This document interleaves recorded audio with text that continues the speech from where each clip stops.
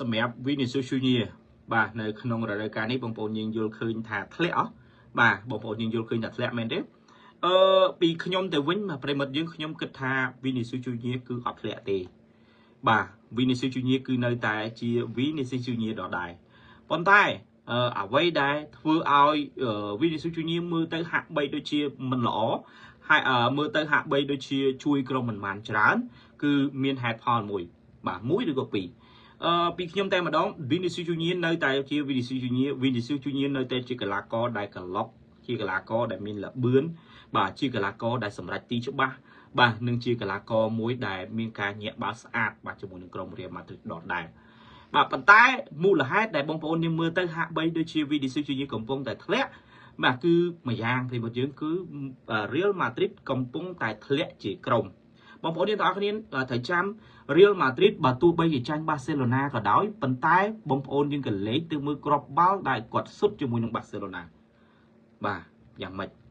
នៅតែមុតនៅតែស្រួចដដែលប្រិមត្តយើងណាបានន័យថានៅក្នុងតំបន់ប្រយុទ្ធរបស់ Real Madrid គឺនៅតែរក្សាភាពខ្លាំងរបស់ខ្លួនដដែល Vinicius Junior Mbappe គឺគាត់នៅតែបន្តភាពខ្លាំងដោយ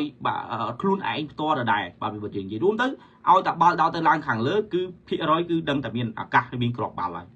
បាទប៉ុន្តែមូលហេតុដែលចាញ់អីគេគឺដោយសារតែការពារមានបញ្ហារបួសច្រើនបំរើការពារក៏អត់ល្អបាទចង់ធ្វើឲ្យបាទក្រុមចាញ់ Real Madrid ហើយអញ្ចឹងបានជាចាញ់ Barcelona អញ្ចឹងហើយបានជាប្រិមិត្តរបស់ Real Madrid ក៏ដូចជាបងប្អូនយើងមានអារម្មណ៍ថា Vinicius Junior ហាក់បីដូចជាធ្លាក់បងប្អូន Vinicius Junior គាត់មិនមែនជាក្រុមដែលនាំលេងមិនមែនជាកីឡាករដែលនាំលេងទេគាត់គឺជាកីឡាករដែលដែលមិនមែនថានាំលេងនាំដែរប៉ុន្តែមិនមែន focus ណាប្រិមិត្តយើងអ្នកគ្នា Real Madrid កន្លងទៅការដែលមាន Casemiro ការដែលមាន Toni Kroos Lucas Modric កំពុងតែពេញអេម Vinicius Junior គាត់ចាំតែអស់ទៅសុទ្ធទេបងប្អូនយើងអ្នកគ្នាចាំអស់សុទ្ធគាត់ក្លុកគាត់បំភាន់ជួយក្លុកចូលច្រើនមែនតើអញ្ចឹងហើយបងប្អូនឃើញការនោះគឺអស់ទោសតែម្ដងដល់តែពេលឥឡូវនេះខ្សែការពារអន់ថយខ្សោយមែនតើមូលហេតុគឺដោយសារតែបញ្ហារបួសយកខ្សែបំរើទៅលេងការពារកីឡាករក្មេងៗយកមកលេងការពារឆ្លងថ្មីគណៈដែល Barcelona កំពុងតែដូចកបីឡើងកដល់អញ្ចឹងហើយយើងមើលទៅឃើញបែបនេះហើយ Vinicius Junior ពីមុនគាត់គឺជាកីឡាករដែលរងចាំឱកាសខ្សែបំរើបង្កើតឲ្យគាត់ហើយគាត់នឹងញាក់សម្រេចទីឲ្យមើលប៉ុន្តែឥឡូវអត់ទេបងប្អូនយើងណាគាត់បានคลายខ្លួនទៅជាកីឡាករអ្នកដែលគេថាអ្នកដឹកជញ្ជូនគ្រាប់បាល់ណាដឹកជញ្ជូនគ្រាប់បាល់ឲ្យទៅ Mbappe បងប្អូនយើងខ្ញុំឃើញច្រើនមែនតើសម្រាប់ Vinicius Junior គឺគាត់តែងតែធ្វើយ៉ាងណាគឺ focus ទៅលើ Mbappe តែម្ដងគឺគាត់ស្វែងគាត់ធ្វើយ៉ាងណាព្យាយាមធ្វើយ៉ាងម៉េចបង្កើតឱកាសក្លុកយ៉ាងណាឲ្យតែបាត់ថាមើលទៅបាល់នេះខ្លួនឯងសុទ្ធមើលទៅភាគរយតិចគឺគាត់មិនសុទ្ធទេគាត់បោះឲ្យ Mbappe ដាក់ម៉ាំងផ្លឹបតែម្ដងខ្ញុំទស្សនាគឺឃើញច្រើនជាពិសេសគឺការប្រកួតពេលប៉ះជាមួយនឹង Barcelona អញ្ចឹងបងប្អូនយើងឃើញស្ថិតិគ្រាប់បាល់អត់មានបងប្អូនយើងគិតថាគាត់ធ្លាក់ហើយមួយវិញទៀតគាត់ទៅជួយក្លុកជួយអូសបាល់មកពីកណ្ដាលហើយបងប្អូននៅពេលដែលក្រុមទាំងមូលបើនិយាយទៅបច្ចុប្បន្ននេះ Real Madrid គាត់ហាក់បីដូចជាស្ទើរនៅក្នុងតំបន់ប្រយុទ្ធស្ដាំមួយអញ្ចឹងកីឡាករក៏ដូចជាក្លឹបដទៃណាកីឡាករដែលលេងនៅក្លឹបដទៃណាគឺងាយស្រួលនៅក្នុងការ focus មិនពិបាកទេប្រិមត្តយើងអ្នកគ្នាគឺគេ focus ទៅលើ Vinicius Junior ជាប់មកបានគេគិតឃើញថាមុនដំបូងការពីមិនទាន់បាត់ Toni Kroos បាទ Lucas Modric លេងបាន11អ្នកដំបូងហើយពេញល្អណាកីឡាកររបស់ Barcelona ក៏ដូចជាបាទក្លឹបដទៃទៀតបាទកីឡាកររបស់ក្លឹបដទៃទៀតមកមិនដឹងថាចាប់អាណាទុកអាណីទេ Valverde ក៏ខ្លាំង Bellingham ក៏អេម Lucas Modric Casemiro Toni Kroos Vinicius Junior វាល្អគ្រប់គ្នាណាដល់ពេលចុងទៅគឺមិនដឹងថាចាប់តាណាអីតាណៃប៉ុន្តែឥឡូវអត់ទេណាប្រិមិត្តយើងសម្រាប់ Barcelona នៅពេលដែលគាត់លេងគាត់អត់សូវបារម្ភជាមួយនឹងអ្នកដទៃប្រមាណទេគាត់ focus ទៅលើ Bellingham Vinicius Junior អញ្ចឹងខ្សែប្រយុទ្ធខាងលើអត់បដោជាពិសេស Mbappe បាទបាល់វាច្រើនគឺចេញ Bellingham Vinicius Junior ដល់ពេលចាប់ពួកគាត់ជាប់អស់ហើយមូលហេតុដែលគេងាយនៅក្នុងការចាប់ពួកគាត់ពីព្រោះគេដឹងហើយនឹងអត់មានអ្នកណាគេហៅថាជាដំណរភ្ជាប់ពីតំបន់បំរើពីការពារមកបំរើមកប្រយុទ្ធមកប្រយុទ្ធហ្នឹងដាច់ខាងក្រោមបាត់ហើយនៅសល់តែខាងលើអញ្ចឹងពួកគេងាយស្រួលក្នុងការចាប់មែនទែនអញ្ចឹងសរុបជារួមមកប្រិមត្តទាំងអស់គ្នា Vinicius Junior គាត់នៅតែជាគាត់ដដែលប៉ុន្តែអ្វីដែលប្រែប្រួលនោះគឺ ทีมเตียงมูนั่นคือ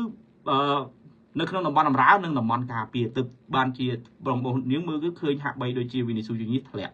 ในการจะกายโยเคยบอกย้อมนะรุ่งจำเมื่อได้การกลายบางคนยืนหนอเนี่ยนุกบางคนดังไงเลยอะไรนี้บางอย่างปีนมบอลน้ำร้ายังจับอารมณ์ท่าหนึ่งมิ้นกลากชุดยังมิ้นจับอารมณ์มาร์กอลิสเตอร์มามุ้ยเทียบเป็นประเด็นแบบนี้มาร์กอลิสเตอร์บอกลิเวอร์พูลจังโอ้บาสันจิบานมาร์กอลิสเตอร์มาลิเวอร์พูลมุ้ยเทียบคือละออครั้งเหมือนเต้นมาสมัยเรียลมาดริดให้ปรุยบารมแล้วนี่ยังเป็นท่าเรียลมาดริดก็จุลครั้งมาตะลือดึงบอลกาเปียได้มิ้นอะไรกันสันดานอลมิ้นรามูโฮชิไซว่าดานิโฮเจนให้ดังกลากมุ้ยเทียบไอ้ที่คาเรร่าหมอกปีเบนฟิก้าเป็นประเด็นแบบนี้ประเด็นนั้นในขนมบอลของร้ายคือกวาดโดยเชียมันมีนพอมีนเพลกานามุ้ยเต้ยังกว่าลิลุยท่าได้จงมีนđây nè cái là co Mark Lister phần tay Liverpool mình ao dễ rồi giống là Lister là o thằng ấy Lister chỉ cái là co sườn nọc chất rồi bao lúc ăn slot cho những cái thai của bạn tịnh á Premier Dương của bạn tịnh trong đó ca khai bóng phô nhưng khơi như thằng Vinicius Juniorอย่างmạnhไอ้มุ้ยที่ Premier Dương xong và thay miệng Vinicius Junior tịnh Vinicius Junior ខ្ញុំមិននឹកស្មានថាគាត់អាចធ្វើរឿងនឹងបានណា Premier Dương ក៏ឡងទៅខ្ញុំព្រួយបារម្ភខ្លាចតែកីឡាករ2នាក់ហ្នឹងណាVinicius Junior ជាមួយ Mbappé គាត់នឹងមិនពិបាកឯថាមិនចុះសម្រងទេប៉ុន្តែពួកគាត់នឹងសង្វាតនៅក្នុងការរករាប់បាល់រៀងខ្លួនណាបងប្អូនយើងប៉ុន្តែផ្ទុយទៅវិញអត់ទេបងប្អូនយើងទាំងអស់គ្នា Vinicius Junior គឺគាត់គិតគូរមកផ្គត់ផ្គង់ Mbappé ខ្លាំងមែនទែនបងប្អូនយើងតាមដានខ្ញុំមើលការប្រកួតរបស់ Real Madrid នៅពេលដែល Mbappé លេងបាល់នៅពេលដែលបាល់ចេញពីជើងរបស់ Vinicius Junior គឺគាត់ធ្វើយ៉ាងម៉េចគឺគាត់ស្វែងរកធ្វើម៉េចបង្កើតឱកាសឲ្យ Mbappé សុទ្ធតែម្ដងពីដំបូងខ្ញុំព្រួយបារម្ភថាអូទី2នាក់ហ្នឹងអាចនឹងពិបាកលេងចុះសម្រងគ្នាជាពិសេស Mbappé និង Vinicius Junior ព្រោះគាត់ជាខ្សែប្រយុទ្ធគាត់ចង់បានភាពល្បីចង់បានភាពរៀងខ្លួនអាចនឹង pressure នៅក្នុងតំបន់ប្រយុទ្ធតែផ្ទុយទៅវិញអត់ទេ Vinicius Junior គឺបង្ហាញទឹកចិត្តដ៏ទូលំទូលាយរបស់គាត់ខ្លាំងមែនទែននៅក្នុងការដែលគិតគង់ទៅដល់ Mbappé បងប្អូននឹងស្រាប់ហើយឆ្នាំរដូវកាលនេះ Mbappé គឺជា top scorer ហើយអាចនឹងខ្លាចជាឈ្នះពានហ្នឹងហើយពីព្រោះដូចជាលើស Lewandowski ឡើង3គ្រាប់ហើយបាទ28គ្រាប់បាទ28គ្រាប់បាទនៅ La Liga ប៉ុន្តែយ៉ាងណាគាត់មិនអាចឈ្នះពានកីឡាករល្អគេ top scorer ប្រចាំតំបន់អឺរ៉ុបអត់ទេដូចជាមានVictor Gyökeres ណារបស់ Sporting បាទសុទ្ធឡើងបានប្រហែលចូល50គ្រាប់នោះបាទច្រើនណាស់បាទ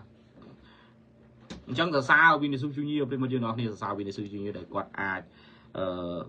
គាត់មិនមានបញ្ហាសម្រាប់ការលេងជាមួយ Mbappé